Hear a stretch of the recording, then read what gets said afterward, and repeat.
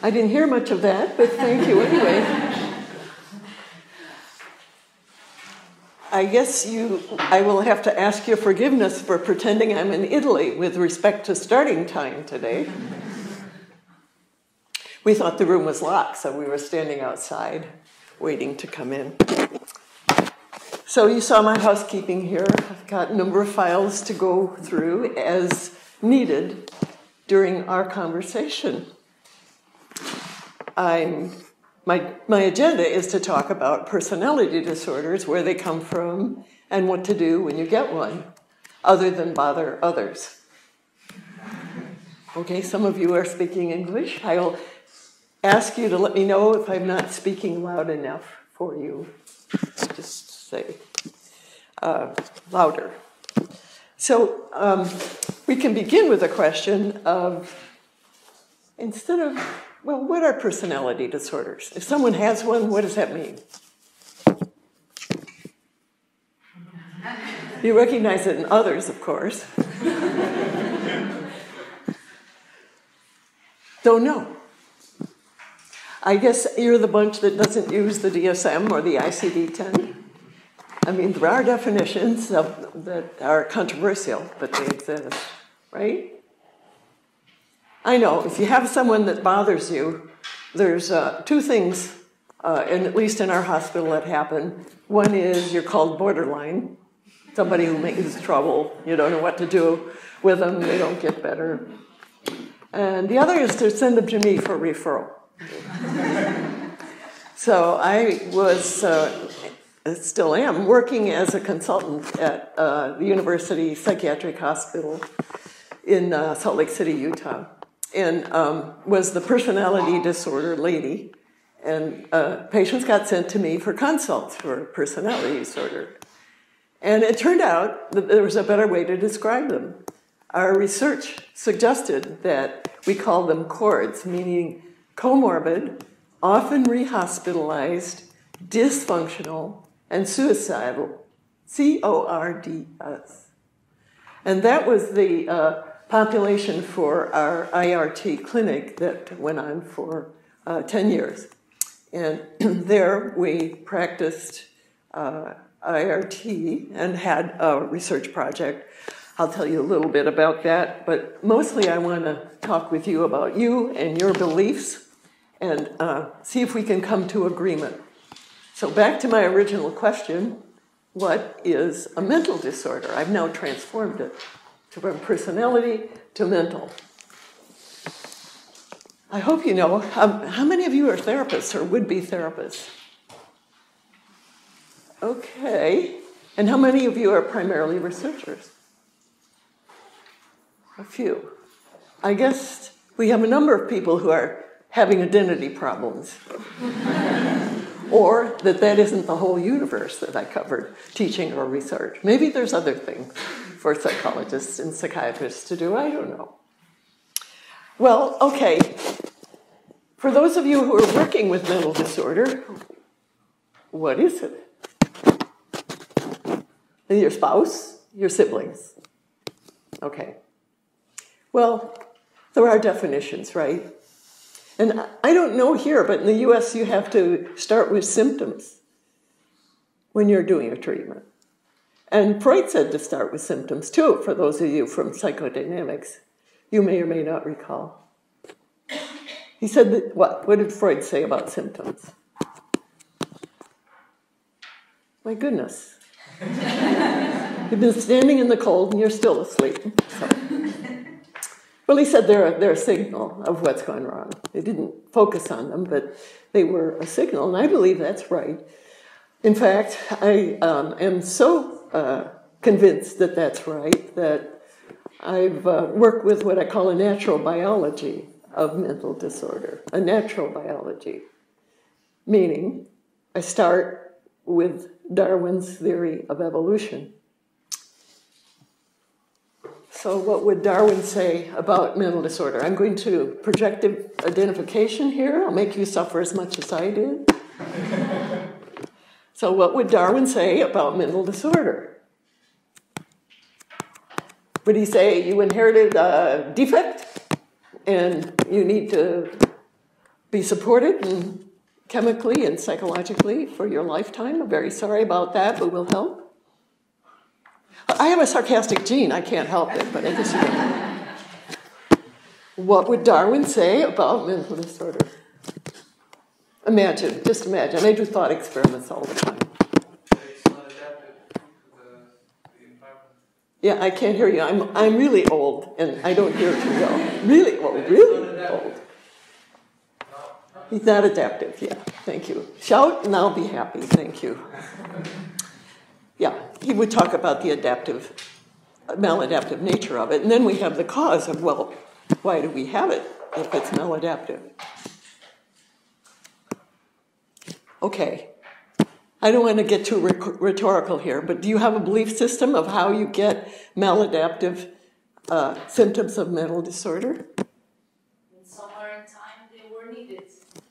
Uh-oh, I'm going to need a translator. Somewhere in time, they were needed. Somewhere in time they were needed. Yeah, I see. We have bad relatives. We inherited our maladaptive symptoms. That's a nice application. I haven't chosen that one. I've decided that, in fact, now, here today, the people you see, if they're depressed or angry or anxious, there's a reason. And there's an adaptive reason. How do you like that? Instead of a breakdown, it's an adaptation. This, of course, means we have to be able to define normal if we have maladaptive. Normal is adaptive, but what is normal? What works? Outrage works in the US these days. That's normal. How do we like it? You think what everybody else is doing is what you should be doing? Yep. That's what we do in our research studies, is it not? How do you define disorder? If you're depressed, the patient's depressed. Who's sicker? How do you tell? Well, I've been around. I know the story. Just as long as you're better than he is, you're okay, right? No, we use. I thought you're a silent bunch. Okay. We use within normal limits in medicine to define normal, but in research studies, how do we tell if a study is effective? How does a study get affected as christened, pardon the religious word, as effective?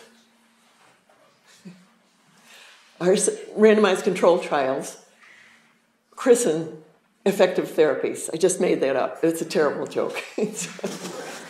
I guess you don't have randomized control trials here? You practice DBT? Have you heard of DBT? Some of you. Is it the psychodynamics over here? And CBTs over here? DBTs? Well, come on. You know a randomized control trial. This study is better than that study. Isn't that right? Significant difference. Community sample, the DBT study by Marshall and Hen, August, I guess it was 2008 maybe, showed that the DBT group, borderline group, did better than the community-treated group. You know that study? Do you read studies? Yeah? So what is the measure of effectiveness that is so important there? Is this so obvious you don't even bother? Symptom reduction. Usually it's symptom reduction. Symptom reduction. Thank you very much. Okay, so I'm in the 90th percentile depression. I participate in DBT, and now I'm in the 70th percentile. I'm better? From the point of view of symptom reduction, perhaps you are. It depends on the other variables. Yes. If your depression's still high, it's okay if you're functional? Is that it? Maybe. Mm-hmm. Well, this is how we work. A study is effective with symptom reduction. It does not require that the symptoms get within normal limits. Right? And what is normal? How do we know what's normal? Listen, if you're going to be professionals, you got to know these basic things, right? Even if nobody ever worries about it. Nobody else is worrying, so you don't need to worry, right? Yeah, well, that'll keep us at a junk science level forever. So let's wake up. What is normal? Within normal limits. That's what everybody else is doing. You know what that is? Normal is not normal. That's great logic. Did you ever think about that? Did you want to be not normal? You bet you do want to be not normal, especially when you're in high school. If you're doing what everybody else is doing, you're cool. You're cool. How about an absolute definition of normal? It would be adaptive. We've already established that. How do we know? Do we know what's normal? When are your patients done? When's therapy over? When you feel well enough. You shout it out because I'm deaf. I'm sorry. When you feel well enough. Well enough. Well-being, maybe. Wealthy? Well-being. Well-being. Okay, what's well-being? I see. Well, you're just like everybody else. We aren't called upon to address these fundamental questions. But I did, all by myself. And I want some company, okay? I think that we do know what normal is, but we haven't paid attention to it and we haven't applied it. And you've already established correctly that whatever it is, we want it to be adaptive, right? Okay, I think John Bowlby told us what normal is. Okay, there's a big clue. What is normal? If you are normal, how can you show it to yourself? Well, how about the term secure base? Okay, that's a box in Bowlby's research literature. Well, who cares? That's child development. Well, child development is vital to the development of adaptive skills. And Bowlby talked about secure base. I have a system that I'll talk about called SEPI, Structural Analysis of Social Behavior, that allows a description of secure base in everyday clinical terms. And it means if you have secure base behaviors, you are basically friendly, and you show moderate enmeshment, meaning balance, moderate amount of control on one person's part and submission on the other person's part, and you are moderately friendly and moderately hostile, moderately independent, moderation on all of those dimensions. Friendly, some control, some submission, some independence, some letting go and giving independence. And there's a normal developmental sequence that facilitates development of secure base, and Bowlby showed us that. If you're basically loving with your child, meaning friendly, and if you are moderately controlling, meaning set reasonable limits, and on behalf of the child welfare, and this part is forgotten by many clinicians, you must also facilitate independence, autonomy. So friendly, basically friendly, moderately enmeshed, meaning a parent prototypically is controlling moderately, and the child is moderately submissive. Context appropriate, not always. Just when it's needed for safety, when it's needed to address threat. And moderately encouraging of autonomy, not alienation, not complete independence, but self-definition. Okay, does that make sense? That's basically what he said. Bowlby wrote it in The Making and Breaking of Affectional Bonds, yes. What do you mean by moderate? Well, I have to get out the SASB. Frequency or... frequency, context appropriate in terms of frequency. And in terms of amount, I thought I had all my diagrams up here, but my memory, mine and the computers are limited, so I'll find it. Here is a definition, more quantitative. Thank you for asking. Let's say we're coding the secure base inducing parent in relation to the child. And the first question to ask, if we're coding parent to child, is where's the parent's focus? And that first diagram is the answer here. I have limited time, so I'll give you the answers, and I don't get time to play with you about this. This will just be a tachistoscopic, that means very, very quick view of all of these concepts. And by the way, what time am I done? I don't know when we started, I don't know when we're finished. We started at 15, you did 15 minutes. We started at when and end when? You started at 11:15. 15, okay. So we go to 12:15? Yeah.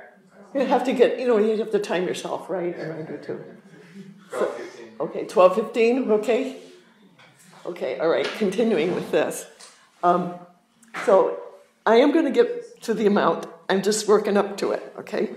The parents focused on the child moderately. And, let's see, degree of friendliness on the right-hand side here is friendliness, and it should be, between 3 and 6. You start to get into adult intimacy when you get at the extreme.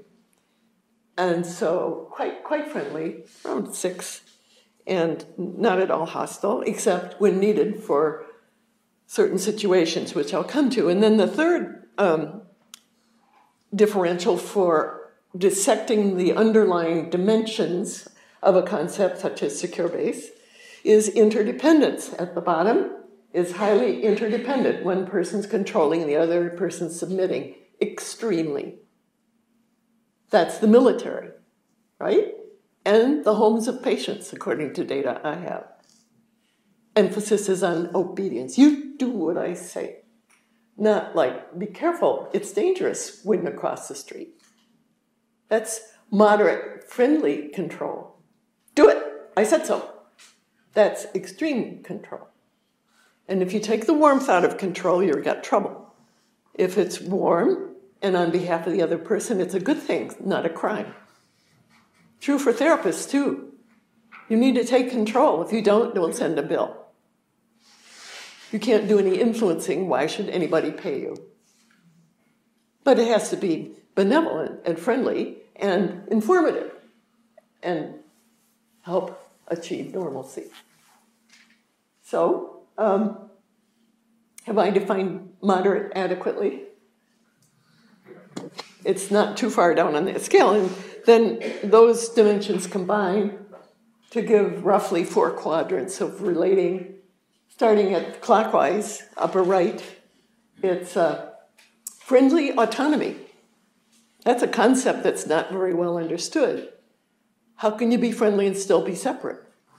If you leave home and go to college, that means you don't love me, right? Wrong. Very wrong. Because it compromises that autonomy need. But, hey, Ma, I'm going off to make my own in the world, and I love you and I'll stay in touch, but I'm out of here. That's healthy. That's secure base. Now the next one, number 2, going non-geometrically, just going down to the clockwise, to friendly enmeshment. That's got a protection and trust in it, a kind of moderate control that's friendly. And then going around to hostile enmeshment, that's where most patients are, couples are for sure, flocked together in angry struggles for power. And then on the last quadrant there, hostile separation, that's the divorce stage, separation and anger. So that's all you need to know.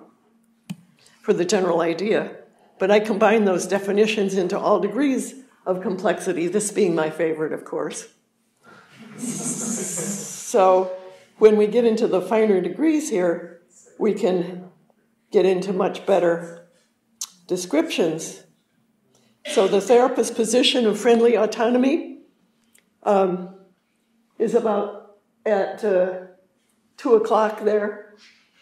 Friendly listening, show empathic understanding, confirm is okay as is. That's focus on other, that's friendly and giving autonomy, right? No. Yes? No. It's just plain geometry. But these dimensions are made up of what I call primitive basics: sexuality, power, territory, murder, stuff like that. I don't know about you, but I'm an animal, I'm a primate. That's probably because I come from US, right? Well, no, I insult animals when I say that. Animals only are hostile for adaptive and good reasons, and it's balanced and context appropriate. Animals only take what they need. Don't get me started on that subject. I'm an animal, and you may be one if you want to advance. Okay. So the basics combine into all of these fine-tuned positions in this SEPI system. The midpoints of each of the quadrants are the most common. Down here at around, let's say, let me take a look at here. Around 4:30, let's say, 4 o'clock. Provide for, nurture, protect, back up, sensible analysis, constructive, stimulate. That's a good teacher, it's a good therapist. And our research data show that is true. Codes of well-known therapists acknowledged good therapy sessions show the therapist going between the middle of this lower right quadrant to the middle of the upper right. Does that make sense? It's back and forth from friendly influence to, you can do it. Here you might try this.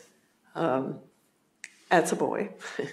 That kind of balance. It's good parenting, good therapist behavior, code-wise. And what we want to avoid, mostly, is hostile control, which is what a lot of adolescent-like people think control always is.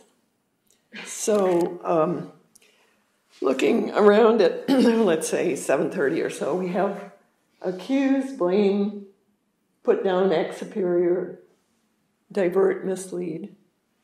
Those are things you see in couples therapy, right? And that's not secure-based behavior. And then finally, hostile autonomy giving. Go ahead, who cares, who needs you? All right, now the next quick thing I'm going to go over, very quick, is what matches that. You see, I've got 3 sections on this thing. It's got 3 sections, and they differ by focus. Top one is focus on the other person. Second one is intransitive, reactive state. And the third one is interjection, treating yourself as you've been treated. Most audiences don't get this, but I was told you're big on research, so suffer away. This is what you ask for. Be careful what you wish for. So the complements of the things we just went over, the transitive focus on others, and just to refresh your memory, if you have a very good memory, this is what we use to define focus: transitive, intransitive. Transitive turned inward corresponds to these 3 groups. And the top 2 define what goes with what. It's called complementary.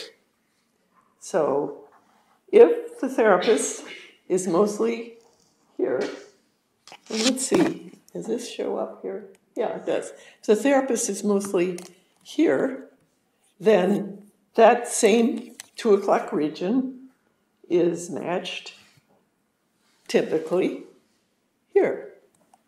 Open disclosure, revealing self, clear expression, and so patients talk when you show Carl Rogers empathy. Yeah, he was my supervisor for 6 months, so I think I understand what he meant. And he talked about a really good thing for therapists. Not the only thing, though. You do some control, and that will draw a complementary match of accepting reason, taking in, learning from. If you have too much, you get dependency and conformity. And patients play roles with you if you get too much telling. So not too much power. See, we're just coming down that axis as we move this way. But right here in the middle is really good. Some trust under crisis, but you sure don't want to get any hotter than that in therapy, or you're going to have an ethical problem on your hands. So that friendly influence encourages taking in reason and learning, trusting in a limited sense, but too much causes dependency, right? Am I going too fast, or is it sort of making sense? Okay? Okay, so go like this if you're just totally... How long do we have to sit through this? Well, okay, there is more. If you're blaming, or if a couple's blaming, or acting superior, or blocking and restricting, saying, no, that's wrong, do it this way, how many times do I have to tell you? Then you're going to, if you get complementary behavior, have someone who tries to appease you, or feels put upon by you, or just gives in. What the heck? No will, no autonomy. That's what you want, here you go. Take out the soul of the child. And then finally, neglect. Like just ignoring the child. We get quite a few kids who have two parents who weren't abusive, but they were drug addicts and they were not present. So they dwell in this hostile autonomy quadrant. It's hostile to neglect your child, even if you don't say bad things or do bad things. It is hostile. Because your assignment is to be down there in the protective quadrant if you have a child. Natural biology says. So, ignoring and neglecting, it's really eager to move right on, is matched by walling off and being busy with own thing, non-contingent reaction. When couples are starting to break up, that's how it happens. They tend to kind of wander off. They're busy, not present. And that's the beginning of the separation, usually. So it's as alarming a signal as fighting. Okay, so there's lots of good data that comes from the SASB. And I have to disclose to you that the Conflict of Interest Committee at the University of Utah requires me to tell you that if SASB's ever sold to a testing company, I will get an author's percentage. However, the SASB itself, the programs I wrote, the technology, the models I gave to the university long before the committee was ever created, because I didn't want a conflict of interest, but whatever. I'm telling you this just so that one day I'll sell SASB and be rich. Okay. So I used this system to code the DSM items back in the 1990s and put them together in the form of interpersonal descriptions for each of the respective disorders. And I can show you the results of that. I have a letter from Alan Francis, who was the editor of my personality disorders book too, that the DSM-4 and 5 descriptions, the texts describing the personality disorders are largely based on what I said in my book about these interpersonal descriptors, which I will show you. I had that and lost it. So, see, table. Here's the version. So we're going to talk about interpersonal patterns of personality disorders, and then we'll know more about what we're talking about, I'm not going to read you the items, although if somebody wants to ask, I carry an app, and I'll open up my purse and I'll get out the app and I'll read you the descriptors, okay? So you can buy the American Psychiatric Association's app for DSM-5 and have it right in your pocket every minute to diagnose people at parties and when... Don't say you didn't learn anything. Okay, so interpersonal description of personality disorders. We'll start with the one you may have heard of, the borderline, right? Okay. Now, the first thing about this table is that it shows that they're comorbid, also have symptoms of anger, anxiety, or depression. The bolded print here indicates the correlation is significant, and so borderlines have it all. Everything that can go wrong has gone wrong. That's my characterization of borderlines. Everything. Comorbidity is not unusual at all for lots of disorders, but I think the borderlines are queens of it. We don't have many male borderlines. We got one president, but otherwise. I don't know, narcissist. What do you think? Antisocial. All the above. I've made up a new one too, but I can't say it in public. Okay, so here's the SASB-based interpersonal description of borderline personality disorder. There's a morbid fear of abandonment, a wish for protective nurturance, preferably received by constant physical proximity to the rescuer, lover, or caregiver, or therapist. Right? This morning, I got a letter from an old borderline. When are you coming back again? It's just reassured by the physical presence. It's just more important than anything. The baseline position is friendly dependency on a nurturer, which becomes hostile control if the caregiver or lover fails to give enough, and there's never enough. Sound familiar? Oh, some of you are younger. You'll see. There's belief that the provider secretly, if not overtly, likes dependency and neediness. And more importantly, a vicious interject attacks the self if there are signs of happiness or success. So when they do well, they do badly. Now that's actually a principle that I think is true for all disorders. But I'll have to explain that in a hurry if I want to get to it. I'm going to give you the idea here of how I work with personality disorder, and then I'm going to go back to what is disorder anyway and what's the connection between affective disorders and personality disorders that accounts for this comorbidity. Okay, that's where we're headed. So that's borderline. We can do one more before I move on. How about, you want to do OCD? Maybe we got a few. And sometimes when they crash and burn, they go to passive-aggressive, and that's very often confused with borderlines.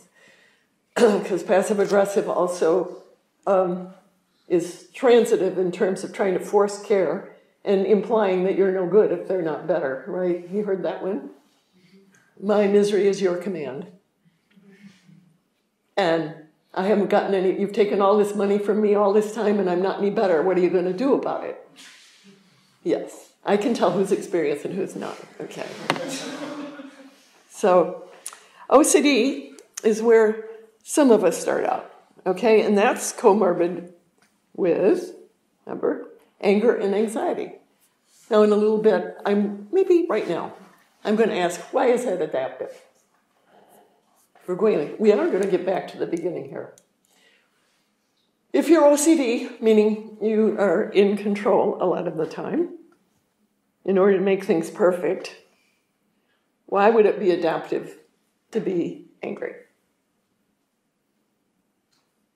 No idea. Let's see. Drive people away because they don't like you, mad at them, and then they'll get out of the way and you can make everything perfect. How's that? Well, I think that everything makes sense. And anger does have a function. What is it? No idea? Oh dear. What good is anger? Nature, right? Survival? Okay, you're in the jungle, and you're all by yourself. Okay? Now if you get angry, when is it useful? What would it accomplish? Basic survival. You know, evolution didn't happen in a big city, although it may be now. Well, you're angry at your child. What are you angry about? What's its purpose? I told you to do that. What's the purpose? You don't have children. If you did, you'd never get angry, right? Because anger is evil and bad. It's misdirected energy. What you have to do is get that energy displaced and controlled and put somewhere else, right? Yeah, no. Thank you for the no. I'm talking about a system that looks at the cause of symptoms and addresses that rather than trying to suppress them and displace them and ignore them. And it starts with anger, which many people think, for good reason, great theorists, say it's an evil energy, and so is sexuality. And it interferes with the superego, society's representative. And that conflict is always there. And we just have to learn how to manage it, right? This is what directs many psychotherapists. Get out your anger, label it. Well, I'm asking you, what is it? And wait a minute, it's got a natural purpose. Don't mess around with it. Take a look at the purpose. Uh-oh. Nobody knows what its purpose is. I guess here nobody's angry. I'm moving here. Although you might be all layers. Right? I think maybe it has to do with the personal affirmation and the assertiveness. You're a very good psychologist and philosopher. Personal affirmation. Yeah. Yes, it's true. But in the jungle, not so good. The jungle you also need to get things done, or you're going to get caught by something. And you need the child to be quiet because an animal may hear you and Okay. be in trouble. That is a good analysis. You have to be quiet because the child might draw an animal, a predator. Yeah, but the predator might be the dad. I mean, so I've got to switch you to behaviorists. My first professor was a new graduate, fresh graduate of B.F. Skinner. And I fell in love with psychology because of his emphasis on behavior. And I'm right back there, except it's behavior, description of what goes on in the mind. Interactions are the basis of every real science. The little God theory, the trait theory, is a human invention. Every other science, physics, chemistry, biology, are all about interaction. So I want you to think interactively. Now I say, what is the purpose of anger? Interactively, in relation to survival. Establish boundaries. Sorry, didn't hear it. Establish boundaries. Establish boundaries. Establish boundaries. Okay, create distance. Put up a fence. Stay away from me, I'm angry. This is my territory, right? I have a friend who was a twin, and he put a tape in the middle of the room. This is my half. You can be a mess in yours, but this is mine. Anger is for distance. It has one other function. Control. Yeah. That's it. That's what anger is for. Anger is for control or distance. In the jungle. In the city. In the home. At work. If your boss is mad at you, what do? What you want. You fall in line or you leave. Good. The boss's anger has worked. It makes sense. Okay, now just assume I'm right, just for a minute. You take this to your next session, you have it painted in for anger management. And how do you use this? How do you think of anger as something that needs a whole lot more, it needs a sensible analysis, a functional analysis, rather than drainage? That's it, sarcasm again, in case you didn't notice. How are you going to use it? What good is it? Oh, well, that's all well and good, but how do I use it? Usually we try to assess what needs are in lack when the client is angry with someone. Yeah. What does he need that the person doesn't provide? Oh, I just love that. Thank you. That's standard. Meet my needs. I've got a cartoon that I should be showing you, but it's too long. Or experience it. Very, very standard practice. If you ask people, in fact, it's even got a label, ask people to meet your needs. They don't get it? Get mad. Well, I'm a monkey in the jungle and I ask you, another monkey, meet my needs. Not working. It's not biological. I've stated my assumptions. You can reject the assumptions. But if you accept the adaptive view, then these other inferences follow. So I've said, and you have offered, that anger is to get control of a threat or to get distance from a threat. Now I've said, how do you use this clinically? And I've posed the idea of a patient that you're seeing for anger management comes in and says, I'm so mad at my wife, I just can't stand it anymore. And you say, ask her to meet your needs? And she says, I'm always meeting your fucking needs. Right? Sorry. You don't use that language here, do you? I've done it again. Well, that's how it is in couples therapy. Okay? Reality is my best friend. And we have a primitive brain and a higher brain. Working with patients, the primitive one is where the action is. And as some of you know, have seen me in role plays, I like to use it because it connects at a primitive level, and that's more effective. Anyway, here we are. The husband's mad at the wife, and I'm saying no, it's not going to work to tell him to ask to have his needs met. And I'll add another story to that. I was doing a seminar with the residents, and one of them said to me, I told this little guy who was being bullying to say to the bully, you're hurting me. And the guy got beat up again. And I said, right. That's, you submit, you get control. Okay. So you take it to your next patient, and he says, I'm really angry at my wife. And you might say, what's going on? That makes it interactive, right? That puts the current context on the table for the anger. What triggered it? Make sense? Just what's going on? Well, we had a fight and then if you ask for specific examples of what he said and what she said and what he said and did, what she said and did, pretty soon you really know what happened.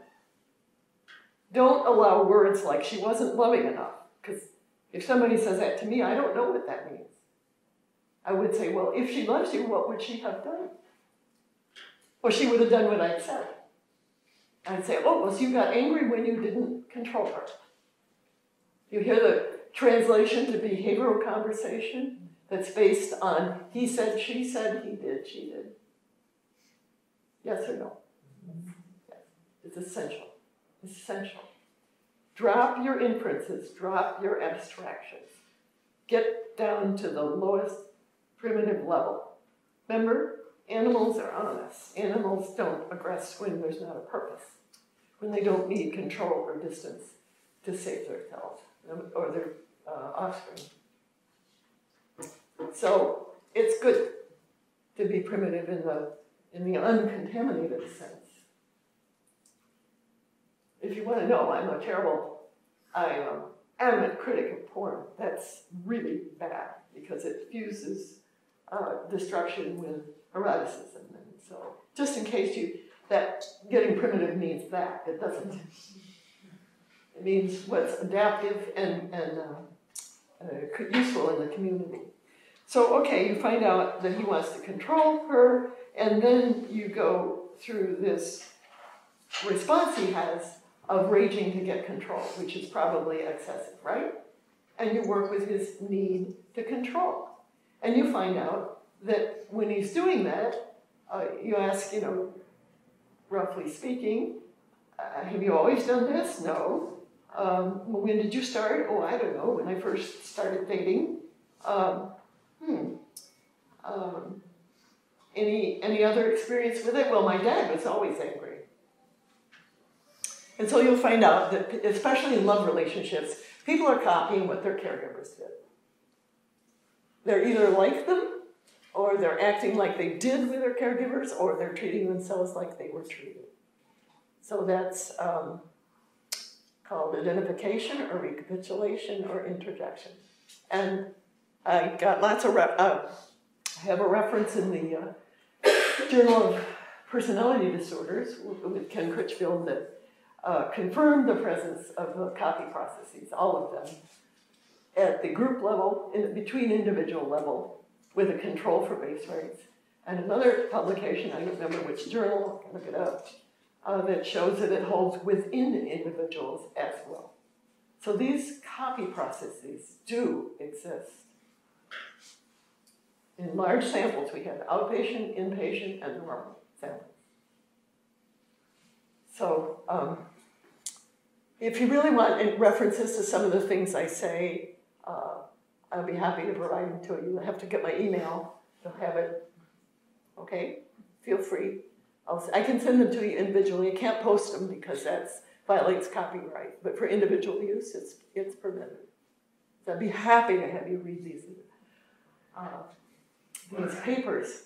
Now, this copying process is done at the genetic level using the new process, the newly identified process of epigenetics. You've heard of that?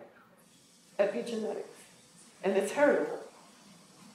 So we copy our caregivers when we're young because it's adaptive, isn't it?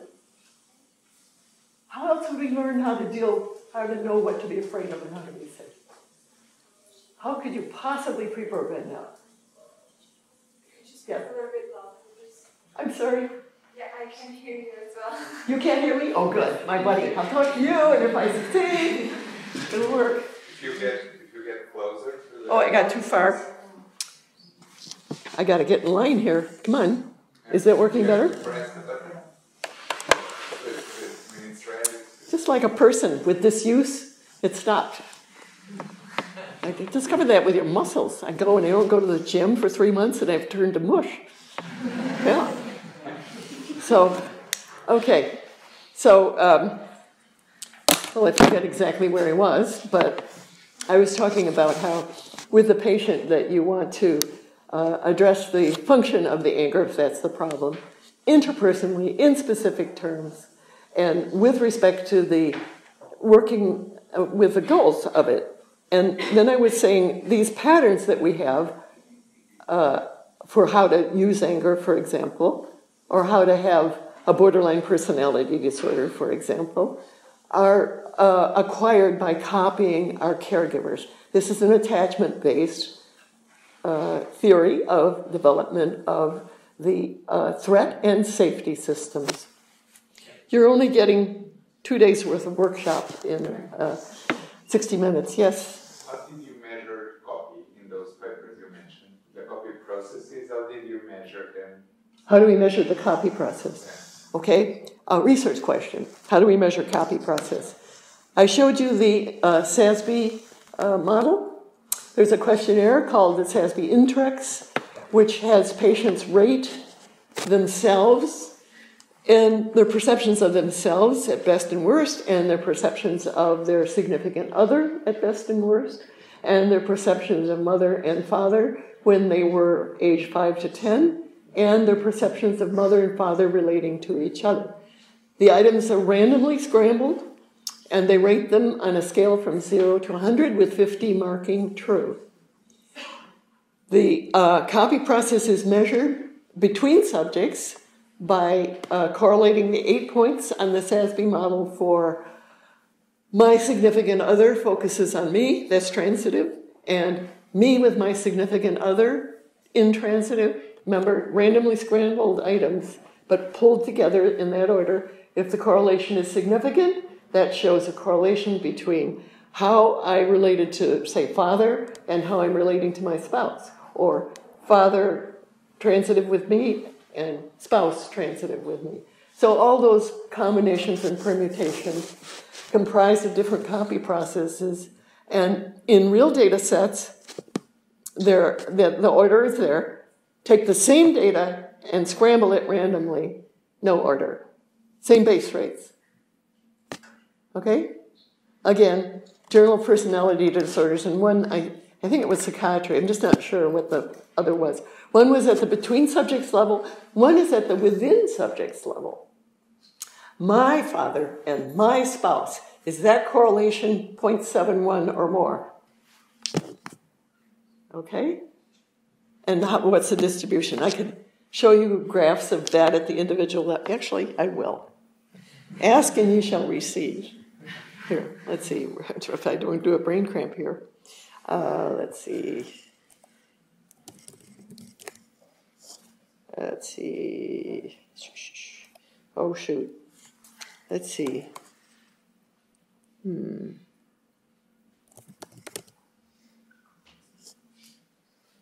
we go. There's the basis of threat and safety. So that's the biology of all this. And the neurochemistry, like dopamine, serotonin, those happy drugs, opiates, are part of the safety system. So you take them in a dangerous situation, that's maladaptive. These are various graphs for showing correlations between affects and interpersonal relations. Characteristic of personality disorders. Okay, here's complementarity at the individual level. With modern graphics program, I can have an orgy of data plotting graphs at the individual level. I love it so much better than these group data. Because as you know, with group data, there are lots of exceptions. And so here you can just see in a sample of 183 inpatients, the complementarity in relation to father was quite large for well over half the population. 0.5 is here, 0.7 means half the variance is here. With large samples, they're all, an awful lot of them are significant, but this is just clinically significant. I like to know, is it enough variance to be worth my attention? But of course, if you copy your father, that means you can't copy your mother, so you can't expect 100% on everything if they're different, right? That's a little difficulty about interpreting individual data. So, but anyway, there's a tremendous number are quite large. And then some were the exact opposite, which is, I call the antithesis. It's the opposite in every possible way. Not too many of those. Okay. And opposition is another. Are you opposite of your parent? That's common, but not nearly so powerful. Well, I don't know. It's pretty powerful. All right, that's the kind of graphs we have. Okay? All right. Getting enough research, huh? Listen, I've got databases galore. I've got a German database that's smiling with 19,000 patients and 14,000 made SASB measures of mom and dad and their self-concepts. And so I can look up anything and everything, and they're divided by personality disorders too. You got all data state? We can analyze whatever we want. Well, okay. So that's that question. Now back to the function of the basic affects. I said anger, you get specific, interactive narratives so that you could even write a television play and reconstruct the couple's fight last night. If you know that much about it. What they were doing, what he said, what she said. And you know what happened, that's the behavioral level. You know what they felt. And you know what they perceived as a threat. I call that the C1AB sequence, meaning affects are viewed in context of what's the perceived threat. Always want to know that. What was going on gives you that. Husband got mad at the wife in my initial example here. What was it he perceived was a threat? Well, maybe it was that his wife wasn't compliant, and his father in his head, the Bowlby's internal representation, was telling him as his sissy he didn't have control of his wife.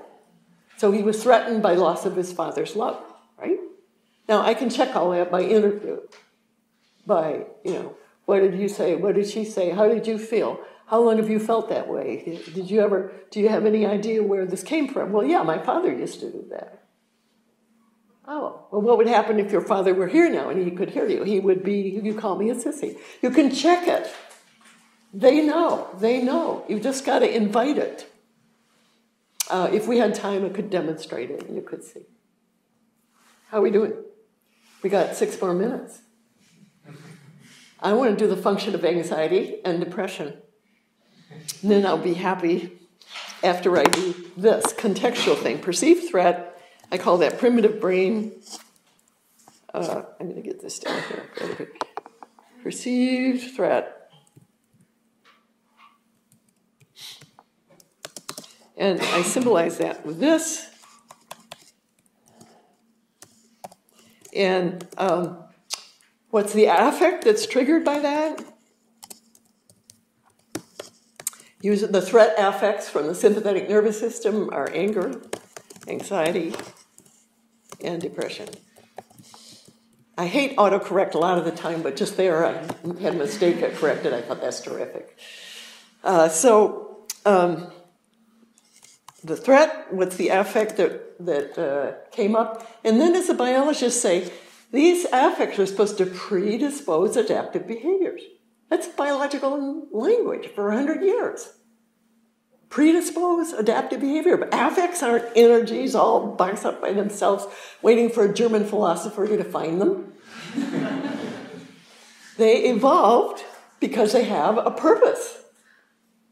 And that function we have for anger is to create distance of a threat or get control of it. If you kill it, you got control of it. You also got distance. It's a bonus. You got everything. Control and distance and nothing. So, anxiety has a function. I want you to tell me what that is. But I'm going to finish this formula first. I have to have an A. And then you have the behavior. And we're just figuring out the behaviors. And in the next 5 minutes, we're going to complete this paradigm. And that way we'll have a lovely package. So I'm saying don't treat affects alone, interpret them in that context. What set it off? What was going on? What did he say? What did you say? What did you feel? What did you do? Okay, you don't do an inquisition, but you're curious about this integrative picture. Then you will see that it's adaptive. Maybe in the moment, and maybe it's crazy. But if it's crazy, it makes sense. Because somebody else did it. Somebody important did it. It's copied. And this copying was recorded, as I say, by epigenetics. Sometimes by expression and silencing. That's been around a long time. But nature couldn't program all of this for us. We're too complicated. Plants are pre-programmed. Our genome is smaller than theirs. Isn't that lovely? It's true. If you want a reference, I got it. It's from a real biology journal, though, not a political one. So we learn by adaptation. We're terrific at learning by copying. And that's how moving animals do it too. You watch a mother lion teach her babies to hunt. It's very hard to pre-program a moving animal. So we copy. It's essential. So be careful what you say and do around young children, because you matter. It doesn't have to make sense. We copy these things regardless of whether they work. It is not operant conditioning. We don't do it because it's functional. Can't. An infant doesn't have the cortex to tell, does this work or not? Does my mother make sense? No, you have to wait for psychotherapy to talk that way. Nature says what you see, you do. You do it now. Nature does that, because if you don't, you're dead. Right? So you do what they do. Deference under threat brings safety when you're young. And it also has parasympathetic activation that makes you feel safe if you defer. And politicians know it and love it and use it. They scare us, then we defer. Some of us. Okay? So everything has a function. You've got to think about it. And so don't decontextualize affect. And try to do something beyond labeling and draining. Try to think about what its purpose is and help the people address that. With our cohorts, our research sample, they all had anger at the level of prisoners, and during the first year of treatment, they all got it within normal limits by just working with their strategies for getting control or distance.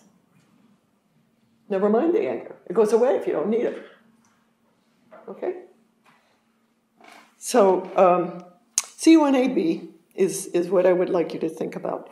The function of anxiety, oh my gosh, I got 1 minute to do this. The function of anxiety, I just tell you, in case you didn't know, is to keep you awake. Well, it does keep you awake. It's an activator. And it activates you until you cope with the threat. It does not go away until the perceived threat goes away. And that's adaptive. So celebrate your anxiety. You're supposed to deal with something. Now, maybe your perception of threat is inappropriate because you're perceiving it like Mother was. If the house isn't totally neat, the world's coming to an end, right? That's very threatening. Makes you very anxious if it's not neat. So, but then what you need to revisit is your connection with the mother in your head that Bowlby told us about. I made up that term, mother in the head. One time I called it internalized representations. No, analysts call it that. I called it IPRs, internalized representations of important people. Very precise. Now it's family in the head. Okay, so anxiety is a mobilizer, and it indicates perception of a threat that's unresolved. Depression is adaptive too. What good's your depression? We haven't got time to wait for you to think about that. But you can self-diagnose. The depression demobilizes, and it causes withdrawal, hiding, camouflage. In relation to the threat, you're out of there. The abused wife withdraws and takes to her bed. Maybe she has to have an illness to avoid the perceived predator. Stay out of his way. It goes better. Because the withdrawal is an adapted response in relation to a predator. Also surrendering. I give up. I'm overwhelmed. I can't do it. Go ahead, your way. It's not guaranteed. It's a very weak defense. It's a defense of last resort, but it is a defense. And nature gave that to us too. So now you know how to adapt. And now you know how to use natural biology to help your patients address the cause of their symptoms. And of course, these symptoms come with behavioral patterns in this chain. Personality disorder is not separate from anything. It's a part of this. So don't try to treat it alone. Lots of luck if you try. They're comorbid, I already showed you, right? So do the package. Unless you can't get paid for doing the package. Then get paid, that's first order. I hope you find this helpful. Thank you for your attention.